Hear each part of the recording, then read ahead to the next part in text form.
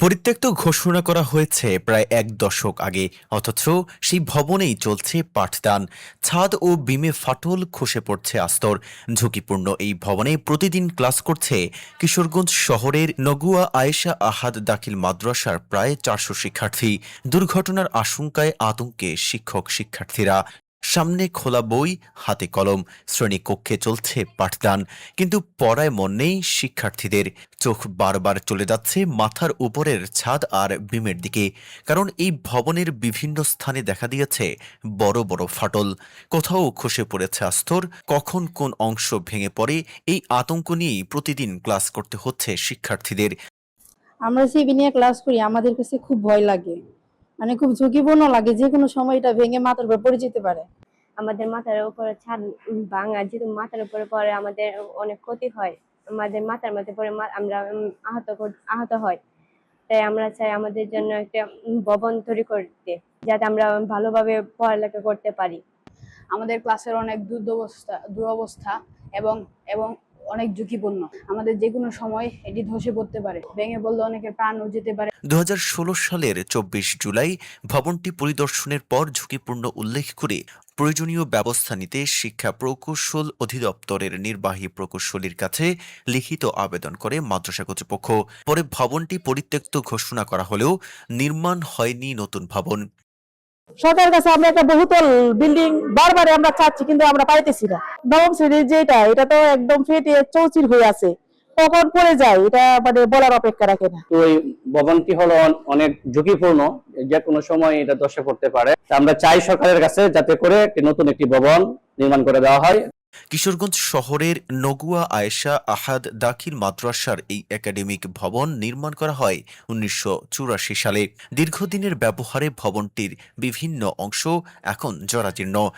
প্রায় 400 শিক্ষার্থী, 16 জন শিক্ষক ও 4 জন কর্মচারী প্রতিদিন ব্যবহার করছে ঝুঁকিপূর্ণ এই ভবনটি। মাদ্রাসা কর্তৃপক্ষ বলছে, গত প্রায় 10 বছর ধরে নতুন ভবনের জন্য একাধিকবার আবেদন করেও মেলেনি কার্যকর উদ্যোগ।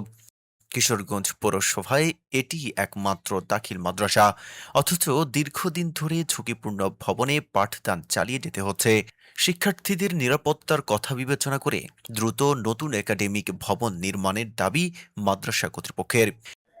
ঝুঁকিপূর্ণ এই ভবনটি অতি দ্রুত যাতে আমরা উন্নয়নের মাধ্যমে আমরা সামনের দিকে অগ্রসর হতে পারি, সেই জন্য আমরা সরকারের কাছে বারংবার যে আবেদনগুলো দিচ্ছি, আমরা আশা রাখি বর্তমান সরকার উন্নয়নের সরকার, বর্তমান সরকার বিশেষ করে শিক্ষা ক্ষেত্রে উন্নয়নের ধারা অব্যাহত রাখবেন। এই জন্য আমরা আশাবাদী যে আমরা অতি দ্রুত আমরা একটা বহুতল একাডেমিক ভবন পেয়ে আমরা শিক্ষার্থীদেরকে যাতে আরো দেশ এবং জাতির উচ্চতর লক্ষ্যে আমরা পৌঁছতে পারি, সেই আশা প্রত্যাশা ব্যক্ত করছি।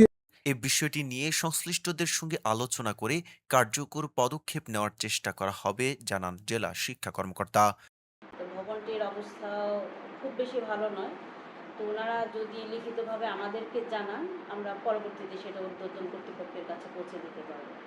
এদিকে জেলা শিক্ষা প্রকৌশল অধিদপ্তরের নির্বাহী প্রকৌশলী আরিফুল ইসলাম খান জানিয়েছেন, প্রতিষ্ঠানটি পরিদর্শন করে ঊর্ধ্বতন কর্তৃপক্ষের সঙ্গে আলোচনা করে দ্রুত ব্যবস্থা নেওয়ার চেষ্টা করবেন।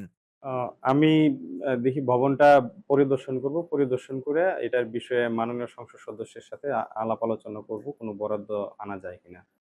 গত এক দশক ধরে ঝুঁকিপূর্ণভাবেই চলছে পাঠদান। প্রতিদিন আতঙ্ক নিয়ে শ্রেণীকক্ষে বসছে শিক্ষার্থীরা। দুর্ঘটনার আগেই নতুন ভবন নির্মাণের দাবি অভিভাবকদের। তাদের প্রত্যাশা, দ্রুত নিরাপদ শিক্ষার পরিবেশ নিশ্চিত করবে কর্তৃপক্ষ।